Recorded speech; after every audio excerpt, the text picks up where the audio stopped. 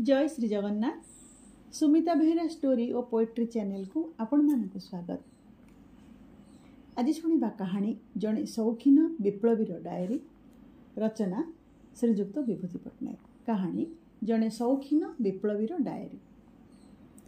इतु भाई विप्लवी हेले कौन लाभ से कथा जानिबा आगरु विप्लवी हो जाइथिले।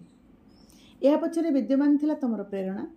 गीता उपनिवेश न पढ़ी मु जेपरी हिंदू कम्युनिस्ट मैनिफेस्टो न पढ़ी मुझी सेहीपरी मार्क्सवादी। मु कहीं विप्लवी हेबी बोली जेतेबेले पचारिली तमे चारिआड़ को सतर्क दृष्टि चाही खूब गोटे गोपनीय कथा कहवा परी निम्न अथच स्पष्ट कण्ठरे उत्तर देथिल। ईश्वर को अस्तित्व न जानी मनीष आग भक्त हुए तापर ईश्वर विषय प्रश्न करे। तमे आग विप्लवी हुओ परे मार्क्सवाद कथा बुझिबो। विप्लवी हवा जे खूब एक बौद्धिक अभिजातर कथा एक कथा तमें मते प्रथमे बुझेइथिल। सकाळोली आईन कॉलेज रु पाठ पढ़ा सारी उपरोली मु हठात विप्लवी हो गली। मते जो दिन पार्टी सभ्य कार्ड मिला तमें मते कमरेड बोली संबोधन करी निबिड़ भाव में आलिंगन करथिल। बटु भाई दुकान रे लाग लाग 2 कप गरम चाह मध्य पियाइथिल। गुरुमंत्र देबा भली निच गलारे मो कानारे कहिथिल, तम शोइबा घरे गोटे ईश्वर आ लाल गोलापर छवि अछि, से छवि दुईटा उठे दब। से छवि दुईटा उठे दे कहार छवि रखी से कथा तमें मते कहि नथिल, किंतु मु आपे आपे स्टालिन आउ माओ जेदुंग को फोटोटी टांगी प्रकाश करि नथिले भी तमें मने मने अपर्याप्त भाव खुशी होइता मु लक्ष्य करथिली। से हूँ 1951 मसीहा कथा। कमरेड क्रुश्चेव सेतेबेले स्टालिन को नारकीय पाप कथा प्रकाश करि नथिले किंबा चीन रो मुक्तिबाहिनी पवित्र भारत वर्षर सीमांत आक्रमण करि नथिले। इतु भाई विप्लवी हेबा परे मोर आउ जहा क्षति होना कहीं गोटे कथा लाभ होइतिला। आगरु मो जो सांग माने भोपा मोटा बुद्धिया बोली कही मो मुंडे थोपी मारुथिले, विप्लवी हेबा परे मते एक इंटेलेक्चुअल राक्षस बोली से माने मन में भय करिया को लागिले। सुलभ मूल्य रे फॉरेन पब्लिशिंग हाउस रो अनेक मोटा मोटा बही किछि मो टेबुल उपर रखिथिली। सिल्क गेंजी आ अंडरवेयर उपरे मो सस्ता धड़ा पाइजामा आ फटा हवाइन पिंधुथिली। अनेक समय पियर साबुन रे मुंड धोई आ तेल लगाए नहीं। झांपुरा झांपुरा नखुरा केसरे मु कुआडे विप्लवी विप्लवी जना जाए। विप्लवी हेबा परे मो भितरे कौनसी मौलिक परिवर्तन हेउ कि न हेउ अनेक रुचिगत संस्कार घटिथिला। अंडा दूध छाड़ी दे मु अनेक दिन धरी चा कॉफी खाई कटाइथिली। भोक राक्षस को हत्या करने पर अत्यधिक चा पान कुआडे मेटागन बोमा भली काम करे। हिटलर जर्मानी रे वामपंथी विप्लवी माने कुआडे अनेक दिन धरी चा पी प्राण धारण करथिले, किंतु मो भली शौकीन विप्लवीर पेटरे क्रमागत उष्म चाहा विप्लवर ऋण न करी सृष्टि करथिला गैस्ट्रिक अल्सर। इतु भाई मोर से जंत्रणा कातर दिन गुड़िकर तम सेवा सौजन्य कथा मु पासरी पारिबि नहीं। पार्टी रे मु एते दिन धरी रही पारथिली अन्य कौनसी कथा पाई नुहे, तमरी आकर्षण पाई। तमे ही थिलो मोर दीक्षा गुरु कमरेड सुहृद सब किछि। इतु भाई से दिन कथा मोर मने अछि। मु मो पढ़ाघरे चुप होई बसिथिली अंधार रे। बिजुलीबती न जाली जदिओ जो संध्या हो जाइथिला तमे सबुदिन भली व्यस्त विवृत अवस्था रे आस्थिल। मु न कहिले भी चेयर ऊपर बसिल आ मुहरे जबरदस्त हस फुटाई पचारिल, तमे आ पार्टी ऑफिस आड़े जाउन कहीं बुलू? भोकिला पटुआर हैला तमर साक्षात भी मिलला नहीं। अन्य दिन होइतिले मु कौनसी युक्तिसंगत मिथ्या कथा कही किछि गोटे कैफत देइथांती, किंतु केजाणी कहीं पार्टी रे जोग देबा पर ठारू मोर प्रथम थर पई सत्य कहबा सेदिन इच्छा हला। मु कहली मोर जने संगीनी 2 मास हला मोर हृदय को धार नहीं आ फेरौ नाहंती। हृदय शून्य भाव में मु विप्लव करी कौन? इतु भाई कक्षर संध्यार अंधकार खुंदी होई रहितिला। तमे भी सुइच टिपी बिजुलीबती जाली नथिल, किंतु मु से अंधकार लक्ष्य कली। पेकिंग मस्को आक्रमण करिछि बोली शुणिथिले जेतिकी आश्चर्य होई नथांतो, मो कथा शुणी ताठारो तमे अधिक विस्मित होइतिल। तमर आखिर से उज्जवल डोळा दुईटी रे विस्मयर विद्युत झलसी उठी स्थिर होई गले। मोठु एभली प्रश्न हुए तो तमर अप्रत्याशित थिला, तेणु तमठारे से विस्मय विव्रत भाव पाई मु उद्विग्न होई नथिली। गला बेले तमे कहिथिल, बुलू संगीनी तमर हृदयटा फेरई देबा पाई बोधुए धार नहीं नाहंती। संभवतः तमर निर्बोध हृदयटा सबुदिन पाई चोरी ही गला, किंतु से चोरी पाई बुर्जुआ सरकार पुलिस को खबर दे पार्टी को अपदस्थ कर नहीं। तार 2 दिन पर शुणिली तमे कुआडे प्रचार करुछ मु विप्लव सहित विश्वासघातकता करिछि। ମୁଁ କୁଆଡ଼େ ପ୍ରତିକ୍ରିୟାଶୀଳ ବୁର୍ଜୁଆ ଶ୍ରେଣୀର ଦଲାଲ, ବିପ୍ଳବୀର ବୃହନ୍ନଳା ବେଶରେ ମୁଁ କୁଆଡ଼େ ପାର୍ଟିରେ ଗୁପ୍ତଚର କାମ କରୁଛି। ଶୁଣା କଥା ମୁଁ ବିଶ୍ୱାସ କରିନାହିଁ, କାରଣ ତୁମକୁ ମୁଁ ଜାଣେ। ତମେ ଦରିଦ୍ର ହୋଇପାର, ହୃଦୟହୀନ ନୁହେଁ। ତମର ତ୍ୟାଗ, ପାର୍ଟିର ନୀତି ପ୍ରତି ଗଭୀର ନିଷ୍ଠା ମୋତେ କେବଳ ମୁଗ୍ଧ କରିନାହିଁ, ଚକିତ କରିଛି। କିନ୍ତୁ ସେ ବର୍ଷ ପରେ ତମେ ଆଉ ପାର୍ଟି ସଭ୍ୟ କାର୍ଡ଼ ରିନ୍ୟୁ କରିବାକୁ ମୋ ପାଖକୁ ଆସିନାହ। କାହିଁକି? କାରଣ ମୁଁ ଏକ ଝିଅକୁ ପ୍ରେମ କରୁଥିଲି ବୋଲି। ଇତୁ ଭାଇ, ତମେ ଜାଣ, ଦାସ କ୍ୟାପିଟାଲ ମୁଁ ପଢ଼ି ନାହିଁ, କାରଣ କାର୍ଟର ବ୍ରାଉନ୍, ଆଗାଥା କ୍ରିଷ୍ଟ ପଢ଼ିବାରେ ମୋର ସମୟ ତକ ଅକାରଣରେ ଖର୍ଚ୍ଚ ହୋଇଯାଇଛି। କିନ୍ତୁ ସେସବୁ ପୁସ୍ତକର ପ୍ରତିଟି ଧାଡ଼ି ତମର ମୁଖସ୍ଥ। ଆଚ୍ଛା, ତମେ କହିଲ ଦେଖି, ମାର୍କ୍ସ କ'ଣ ତାଙ୍କ ରାଜନୈତିକ ଦର୍ଶନରେ କେଉଁଠି ଲେଖିଛନ୍ତି, ନିଜ ହୃଦୟର ଆବେଦନ ଠାରୁ ଦଳର ଶୃଙ୍ଖଳା ବେଶୀ ବଡ଼? ମଲ୍ଲିକା, ପ୍ରଥମ ସାକ୍ଷାତରେ ତମେ ମୋତେ କହିଥିଲ, ବାର ଆଟଲାଟ ଲ ପାସ୍ କରି ଲଣ୍ଡନରୁ ଫେରନ୍ତି ପଥରେ ବିମାନରେ ଆସୁ ଆସୁ ତମେ କୁଆଡ଼େ ମୋ ପ୍ରେମରେ ପଡ଼ିଗଲ। ବିମାନରେ ତମେ ଇଂରାଜୀ ଖବର ସମ୍ବାଦପତ୍ର ପଢ଼ୁଥିଲ। ସେ କାଗଜରେ ମୋର ଫଟୋ ଓ ମୋ ବୈପ୍ଳବିକ ଜୀବନର ସଂକ୍ଷିପ୍ତ ପରିଚୟ ବାହାରିଥିଲା। ଓଡ଼ିଶାର ଲୋକ ହୋଇ ବମ୍ବେରୁ ପ୍ରକାଶ ପାଉଥିବା ଦୈନିକ ଇଂରାଜୀ କାଗଜରେ ମୋର ପ୍ରଶଂସା ପାଇଥିଲା। ଏହା କୁଆଡ଼େ ତମ ପାଇଁ ପରମ ଆଶ୍ଚର୍ଯ୍ୟର କଥା ଥିଲା। ସେହି ଆଶ୍ଚର୍ଯ୍ୟବୋଧ ମଧ୍ୟରୁ ଜନ୍ମ ହୋଇଥିଲା ତମର ପ୍ରଣୟ। ତମ କଥା ଶୁଣି ମୁଁ ପ୍ରଥମେ ବିଶ୍ୱାସ କରିନଥିଲି, ଭାବିଥିଲି ତମେ ମିଛ କହୁଛ। କାରଣ ମୁଁ ସାଧାରଣ ଜଣେ ଓକିଲ, ତମେ ବାରିଷ୍ଟର। ମାର୍କ୍ସବାଦୀ ଦର୍ଶନ ଦୃଷ୍ଟିରୁ ତମେ ବୁର୍ଜୁଆ, ମୁଁ ପ୍ରୋଲିଟେରିଏଟ୍। ଆମ ଭିତରେ ସଂଘର୍ଷ ସମ୍ଭବ, ପ୍ରଣୟ କିପରି ହୋଇପାରେ? ମୋ କାନ ମୋଡ଼ି ଦେଇ ତମେ କହିଥିଲ, ବୁଲୁ, ନାରୀ ସବୁଦିନେ ପ୍ରୋଲିଟେରିଏଟ୍, ପୁରୁଷ ବୁର୍ଜୁଆ। ଓକିଲ ବାରିଷ୍ଟର ସମ୍ପର୍କ ଏଥିରେ କୌଣସି ପରିବର୍ତ୍ତନ ଆଣି ନପାରେ। ଏତେ ଦିନ ପାର୍ଟିରେ ରହି ତମେ ଏତିକି ବୁଝିପାରୁନାହ କିପରି? ତାପରେ ସେ କଥା ମୁଁ ନିଜେ ବୁଝିବା ଆଗରୁ ତମେ ମୋତେ ଦେହ ଦେଇ, ମନ ଦେଇ, ସ୍ନେହ ଦେଇ, ଭଲ ପାଇବା ଦେଇ ତାହା ବୁଝାଇଥିଲ। ମଲ୍ଲିକା, ଇତୁ ଭାଇଙ୍କ ଅନୁକମ୍ପାରୁ ମୁଁ ଥିଲି ଜଣେ ସୌଖିନ ବିପ୍ଳବୀ। ତମର ସହୃଦୟତାରୁ ତାପରେ ମୁଁ ହେଲି ଭାବପ୍ରବଣ ପ୍ରେମିକ। କିନ୍ତୁ ମୁଁ ଯେଉଁଦିନ ତମ ସହ ବିବାହ ପ୍ରସ୍ତାବ କଲି, ତମେ ହଠାତ୍ ଭୂତ ଦେଖିବା ଭଳି ଚମକି ଉଠିଲ। କହିଲ, ନାରୀ ଯାହାକୁ ପ୍ରେମ କରିବ ତାକୁ ପୁଣି ବିବାହ କରିବ। ଏକଥା ମାର୍କ୍ସ କେଉଁଠାରେ ଲେଖିଛନ୍ତି? ତମର ଏଭଳି ପ୍ରଶ୍ନ କରିବା ଅନ୍ୟାୟ, କାରଣ ମାର୍କସୀୟ ଦର୍ଶନର ଗହନ ଅରଣ୍ୟରେ ମୋର ଚାଷ ଅତି ଅଳ୍ପ ବୋଲି ତମଠାରୁ ମୁଁ କେବେ ଗୋପନ ରଖିନଥିଲି।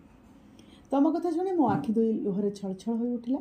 ତମେ ସ୍ନେହମୟୀ ଜନନୀ ଭଳି ପାଖକୁ ଆସି ଶାଢ଼ୀ କାନିରେ ମୋ ଲୁହ ପୋଛି ଦେଇ ପଚାରିଲ, ବୁଲୁ, ବିଧବା ଗ୍ରାମ୍ୟ ଝିଅ ଭଳି ତମେ କାନ୍ଦୁଛ କାହିଁକି? ତମକୁ ବିବାହ ନ କରି ମୁଁ ଅନ୍ୟତ୍ର ବିବାହ କଲେ ସୁଖୀ ହେବି। ଏଥିରେ ତମର କାନ୍ଦିବାର କ'ଣ ଅଛି?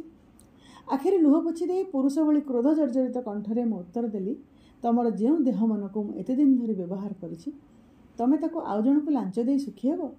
ପୁରୁଷ ହୋଇ ମୁଁ ତାହା ସହ୍ୟ କରିବି କିପରି? ମୋ କଥା ଶୁଣି ତମେ ଓଠ ଚାପି ଆଖିର କୋଣରେ ହସିଲ। କହିଲ, ପାର୍ଟିରେ ଏତେ ଦିନ ରହିବା ପରେ ବି ତମେ ବୁର୍ଜୁଆ ହୋଇ ରହିଛ, ବିପ୍ଳବୀ ହୋଇପାରିନାହ। କାରଣ ମାଲିକାନା ମନୋବୃତ୍ତି ଏପର୍ଯ୍ୟନ୍ତ ତୁମଠାରୁ ଯାଇନାହିଁ। ତମେ ପୁଞ୍ଜି, ଭୂମି, କଳକାରଖାନା ସବୁ ଉପରୁ ବ୍ୟକ୍ତିଗତ ମାଲିକାନା ଉଠାଇବାକୁ ଚାହଁ, ଅଥଚ ନାରୀର ଦେହ ମନ ଉପରୁ ସେହି ଅଧିକାର ଉଣା ହୋଇଗଲେ କ୍ରୋଧରେ ଅସ୍ଥିର ହେଉଛ। ମଲ୍ଲିକା, ତମର ଯୁକ୍ତି ଶୁଣି ମୋର କଣ୍ଠରୁଦ୍ଧ ହୋଇ ଆସିଥିଲା। ନାମ ତମର ମଲ୍ଲିକା ହେଲେ ବି ତମେ ଲଣ୍ଡନର ଡ୍ୟାଫୋଡିଲ୍। ଭାରତୀୟ ସଂସ୍କୃତି, ନୈତିକତା ବୋଧ ଉପରେ ତମର ଚରମ ଅନାସ୍ଥା। ତମକୁ ମୁଁ କେମିତି ବୁଝେଇଥାନ୍ତି ଯେ ଯୁକ୍ତି ଦେଇ ମସ୍ତିଷ୍କକୁ ମନେଇ ଦେଇ ହୁଏ, ମନକୁ ବୁଝେଇ ଦିଆଯାଇପାରେ ନା। ତମକୁ ଲାଭ କରିବାର ଇଚ୍ଛା ପଛରେ ମୋର ଯେ ଅଧିକାର କରିବାର ମନୋବୃତ୍ତି ଥିଲା, ମୁଁ ମାନୁଛି।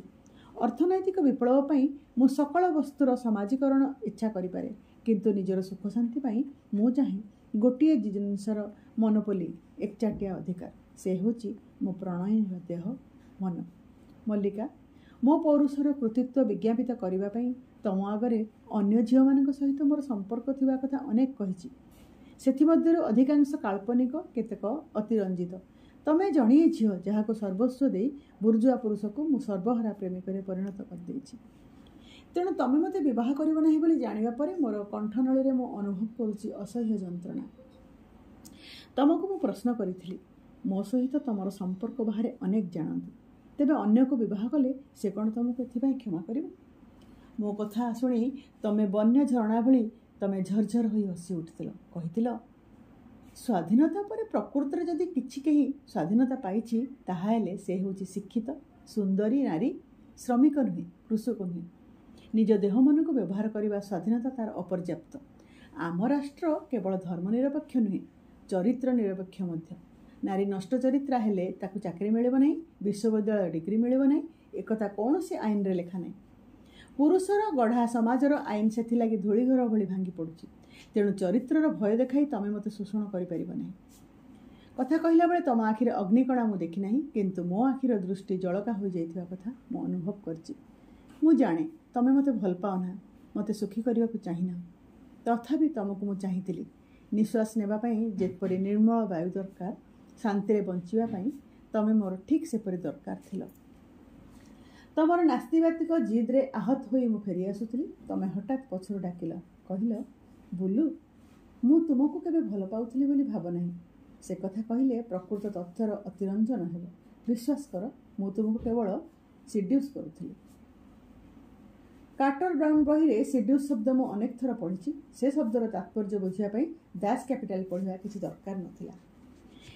सिड्यूस शब्दर ओडिया अनुवाद अश्लील शुणाजिव बोली तमे ताको इंग्राजी रे कहिथिलो ना। मल्लिका, तम पाखरु फेरिया पळे तमको हराइबार दुखरे मु अनेक थर निर्जन रे कांदिछि। तमको जबरदस्त बाहाबी बोली परिकल्पना करछि, किंतु परे बुझिछि एहा संभव नुहे, उचित मध्य नुहे। मु जाने दुई जण नारी पुरुष निज अज्ञातारे बिना सम्मति जदि बेदी रे बसी बाहा होइथांती, तेबे सेथि मध्यरु जणे केही अन्यठार उपयुक्त कारण न जणाई ठकी देवाकू बसिले आईन रे शास्तिर व्यवस्था अछि। किंतु तम मम भली दुई जण नारी पुरुष निज इच्छारे निज दायित्व रे देह मन विनिमय रे प्रेम करुथिले सुद्धा जणे निजर स्वार्थ पई अन्य जण को ठकीदेले ठकुथुवा लोक पई आईन रे कौन शास्त्र विधान नहीं। आम समाजर आईन शतछिद्र कलसी भली से छिद्र पथर सुजोग नहीं तमें मते सिड्यूस करी आउ जन को विवाह करी सुखी हो पारे। आ मु निर्बोध प्रेमिक तम स्मृतिर फूल रे एणे तेणे माला गुंथुथिबी। मल्लिका, तमें कौन भावुच नारीर चरित्र वर्णिदग्ध शुद्ध सुवर्ण भली, जहा बहु पुरुषों स्पर्शर उत्ताप हेले बेसी बेसी उज्जवल हुए, केबे हेले कला पड़े नहीं। 3 तमें लिखिच एथि मध्यरे पार्टी ऑफिस रे विप्लव घटी जाइछि। पार्टी मध्यरे थिबा उग्र विप्लवी माने पार्टीर दक्षिणपंथी मान ठारू अलगा हो जाई तम नेतृत्व रे नवा संगठन करिसेंती। भारत वर्ष रे विप्लव को त्वरान्वित करिया पई तमें नेइछ शोणित शपथ। इतु भाई चिठीर शेष रे तमें मते संबोधन करी लिखिच, चीन परे पाकिस्तान आक्रमण भारत वर्षर मृतिका को विप्लव पई उर्वर कर देइछि। पाकिस्तान जे ए युद्ध रे परास्त होबे एथिरे तमर संदेह नहीं, किंतु युद्ध परवर्ती भारत वर्ष रे जो अर्थनैतिक दुरावस्था सृष्टि होबो तार दृश्य तम दृष्टिर बाइनाकुलर रे कुआडे अति स्पष्ट देखा जाउछि। तम मतरे असंतोष हेला विप्लवर विटामिन। अर्थनैतिक अधोगति फल रे लोकमानक मनरे असंतोष प्रबल हेला बेले आमको विप्लवर चारा गछ को सेमानक मनरे रोपण करबा पई तमे मते आह्वान करिछ। इतु भाई, तम चिठी पढ़ी मु थ होई बसीगली। तमें जानो 2 वर्ष हेला मो पार्टी सभ्य कार्ड रिन्यू करी नहीं। पार्टी सभ्य होई कमरेड हेबा परे पृथ्वीर विभिन्न दृष्टि रे देखिया पई जो चश्मा पिंधुतिली ताकू मध्य एथि मध्यरे ओलेई दी रखिछि। सत कहबाकू गले तम भली मु केबे सीरियस पॉलिटिशियन नथिली नाही, मु जने शौकीन विप्लवी। तम भली पार्टीर चासी श्रमिक किंबा इलेक्शन फ्रंट रे मु केबे काम करी लाठी खाई नाही, जेल जाई नाही। पार्टीर चांदा और स्लोगान फ्रंट रे तमें मते सब बेले रखी आसीच। पार्टी पई चांदा आदाय करबा, शोभा यात्रा गरे बहुत मांसपेशी फुलाई हाथ उंचाई स्लोगान देवा मोर मुख्य काम होईछि। ता बदले तमें मो पई केतोटी तत्वगर्भा प्रबंध लेखि विदेशी पत्रिका रे मो नाम रे छपई देइछ। दया करी मो मुहरे एक विप्लवीर मुखा पिंधि देइछ। से सब मते दिने भारी भल लागिथिला। किशोरी देहरे प्रथम यौवनर स्पर्श लागिले जेपरी से एक अज्ञात पुलकरे उल्लसिता हुए, मु ठीक हठात विप्लवी होई सेहीपरि रोमांचित होइथिली। किंतु बयस अभिज्ञता बढ़िया संगे संगे ए उत्तेजना मो मनरू मोर शीतल होई आसिलानी। इतु भाई, मु आउ से लॉ कॉलेज रो अनभिज्ञ चपल तरुण होई नाही। मु गोटे नारीर प्रेम प्रतारणा सही सब वयस्क हो जाइछि। नारीर प्रेम और प्रतारणा बिना पुरुष जे भयप्राप्त हुए नहीं एकथा तमें विश्वास कर नहीं, कारण प्लाटोंग भली तमर धारणा प्रेम गोटे भयावह मानसिक रोग। तमें भाव पुरुष पाई नारीर आवश्यकता एकांत बायोलोजिकल, केवल पार्टीर कवरेज को संख्या वृद्धि करबा लागे। मु किंतु ठिकी करी आज शिखिछि ए पथि बाइगण कथा नुहे। विप्लव लगी भारत भूमि को उर्वर करबा पई माओ जे दुंग किंबा आयुब खान को ऊपर तमें निर्भर करबा उचित नुहे। ताहा हेले चोराबाली ऊपर तमें प्रसाद गढ़िबार भ्रम करि बसिबो। चीन पाकिस्तान आक्रमण जे भारतवर्ष अर्थनीति को किछि परिमाण विपर्यस्त करिवो से कथा मु मानुछि, किंतु ता फल लोकंक मनरे एपଳି किछि असंभाळ असंतोष सृष्टि हेबो नाही जेउथिरे हिंसात्मक विप्लव पई लोके आगे आसिबे। बरं शत्रु को पराजित करि परिथिबार आत्मसंतोषरे लोके अधिक दुख सहिबा पई अनुप्राणित हेबा संभव। इतु भाई भारतवर्ष एक अद्भुत देश। इंग्लैंड रे बसी कार्ल मार्क्स विप्लवर जातक तैयारी कला बेले भारतवर्षर राशि नक्षत्र ठीक भाव में बोध्य अनुसंधान करनथिले। अन्य देशर लोके उपास रहिले सेमानक मनरे हिंसा भाव सृष्टि होई पारे, किंतु ए देशर लोके उपवास को मन करंती धर्म। ओषा व्रतरे उपवास ही सेमानकर प्रधान उपासना। इतु भाई ए देशरे तम पार्टीर भविष्यत नाही बोली मु कहू नाही। ए देशरे असंतोष निश्चय सृष्टि हेबो, किंतु ताहा अर्थनैतिक दुरावस्था जोगु नुहे, नैतिकतार अधपतन जोगु। हिंसात्मक विप्लवर से जीवाणु स्वाधीनता नाम स्वेच्छाचार विश्वास करुवा ए देशर शिक्षिता नारी माने ही प्रति परिवार रे बेंची देबे। इतु भाई प्रकृत में मल्लिका भली झील मैंने ही ए देश में विप्लवर पताका को कांधरे तोली मार्च करेंगे। कारण पुरुष भोकरे रही चुप रही पारे, किंतु से जिते बुझे जे पूर्व व्यवहृत देह मन नहीं स्त्री ताहार संतानर जननी होगाक आसी।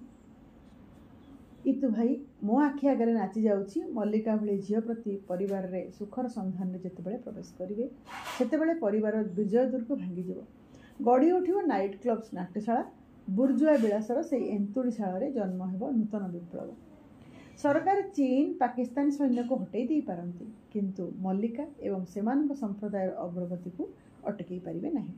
विश्वास कर तम पार्टीर से ही मैंने ही अंडरग्राउंड कर्मी, मल्लिका पार्टीर फॉलो ट्राभेलर। इतु भाई तमे जदि केबे मो शयन कक्ष को आसीबो देखि से घर कांथरे ईश्वर किंबा लाल गोलापर छवि नहीं, स्टालिन और माओ जे दुंग छवि मध्य केउंतिरु मु काढ़ी देइछि।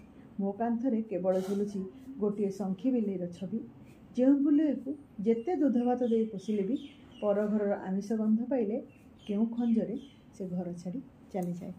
धन्यवाद।